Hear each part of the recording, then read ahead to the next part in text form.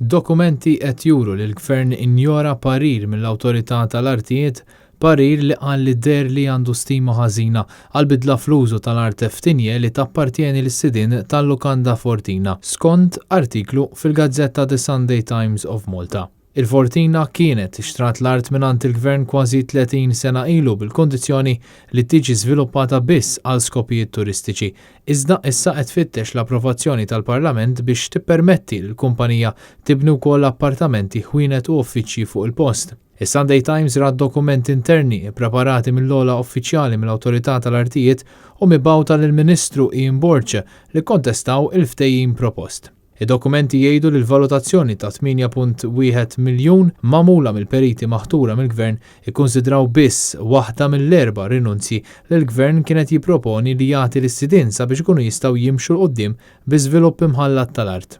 Il-Grupp Fortina qed jinsisti li 8.1 miljun li qed tintalab tħallas għat-tneħħija tar-restrizzjonijiet hija ferm ogħla mill-prezz attwali tas-suq u tajt li din l-opinjoni hija bbażata fuq valutazzjoni mwettqa minn wieħed mill-ikbar kumpaniji tal-awdituri f'Malta u qal li 85% tas-sit tiegħu se jkun okkupat minn lukanda rinnovata ta' 5,000 u faċilitajiet assoċjati, kompli tajt is-Sunday Times. Il-Parlament kien mistenni jieqaf għas-sajf iżda l-Gvern assenja sessjoni parlamentari żejda għal nhar l-Erbgħa u poġġa l-ftehim tal-Fortina fuq quddiem tal-aġenda.